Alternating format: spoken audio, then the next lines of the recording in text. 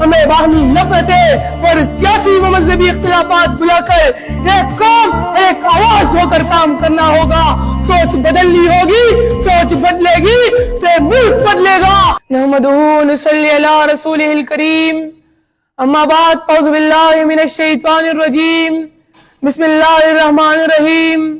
قابل احترام اساتذہ کرام, مہمانان گرامی اور میرے عزیز ساتھیوں, السلام علیکم. میرے خدا مجھے اتنا تو معتبر کر دے, میں جس مکان میں رہتا ہوں اس کو گھر کر دے. ستارے سحری ڈوبنے کو آیا ہے, ذرا کوئی میرے سورج کو باخبر کر دے.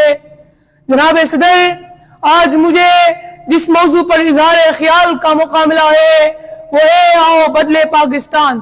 سنو, پاکستان ہے تو ہم ہیں, پاکستان ہماری جان, پاکستان ہماری آن بان اور پاکستان ہماری پہچان ہے, اور اس پر اپنی جان بھی قربان ہے.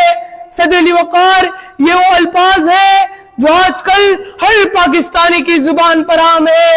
پاکستان اللہ تعالیٰ کا وہ تحفہ ہے جس کا اگر جائزہ لیا جائے تو دنیا بھر میں اس جیسی نعمت کسی قوم کے حصے میں نہیں آئی ہوگی. اور بقول شاعر, ہزاروں پھول سے چہرے جلس کے خاک ہوئے, بری بہار میں اس طرح اپنا باغ جلا. ملی نہیں ہے ہمیں ارزفاق تحفے میں, جو لاکھوں دیپ بجھے ہے تو ایک چراغ جلا.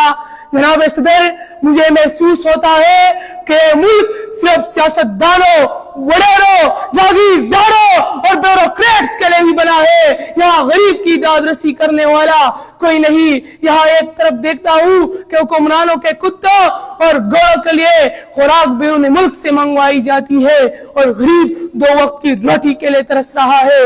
غریب بھوک اور افلاس کی وجہ سے خود اور اپنے بچوں کو زہر دے کر خودکشی کر رہا ہے. کسی کے پاس سر چھپانے کے لیے گھر نہیں. غریب طبقہ یہ ظلم کب تک برداشت کرے گا؟ اور بقول شاعر, تو کیوں بے دخل کرتا ہے مکانوں سے مکینوں کو, وہ دہشت گرد بن جاتے ہیں جن کے گھر نہیں رہتے. جناب صدر, میں اپنے کانوں سے سنتا ہوں کہ ایک مقتول کی ماں یہ کہہ کر اپنا مقدمہ واپس لے لیتی ہے کہ میری دو جوان بیٹیوں کی زندگی کو خطرہ ہے, کیونکہ نہ یہاں انصاف ہے اور نہ قانون. جناب صدر, مجھے افسوس سے کہنا پڑ رہا ہے یہاں نوجوانوں کے ہاتھوں میں قلم کی جگہ پستول ہے, کیونکہ یہاں تعلیم اور صحت کا بھی دورہ معیار ہے. امیروں کے بچے بیرون ملک تعلیم حاصل کرتے ہیں اور علاج کے لیے بھی وہاں جاتے ہیں, لیکن غریب کے لیے نہ یہاں تعلیم کی بنیادی سہولت ہے اور نہ ہی ہسپتال.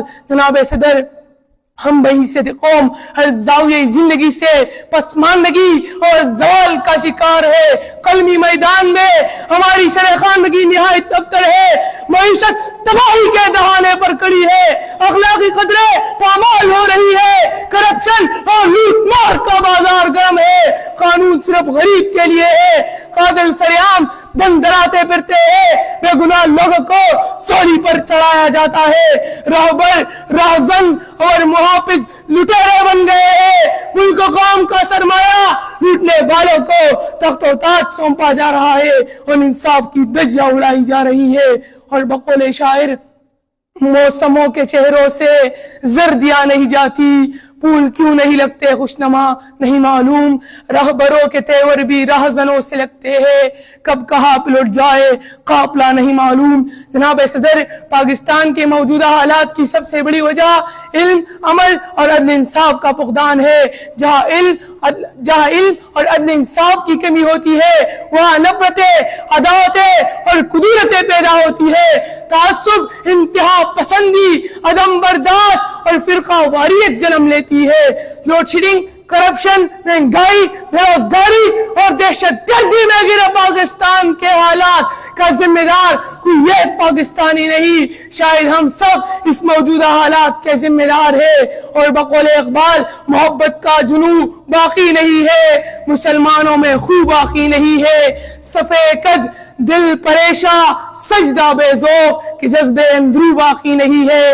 جناب صدر، ہم سب کو اپنا محاسبہ کرتے ہوئے اپنے آپ سے سوال کرنا ہوگا کہ پاکستان نے ہمیں سب کچھ دیا، لیکن ہم نے پاکستان کو کیا دیا؟ صرف کوکلے ناؤں سے نہ ہی نیا پاکستان بڑھے گا اور نہ ہی پاکستان بدلے گا۔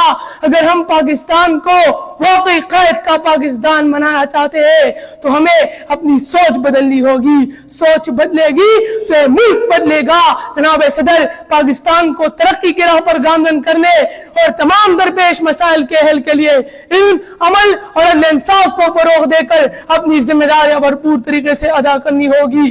ہم سب کو یہ عہد کرنا ہوگا کہ پاکستان کی تعمیر و ترقی اور عوام کی خوشحالی کے لیے ہمیں باہمی نفرتیں اور سیاسی و مذہبی اختلافات بلا کر ایک قوم اور ایک آواز ہو کر کام کرنا ہوگا۔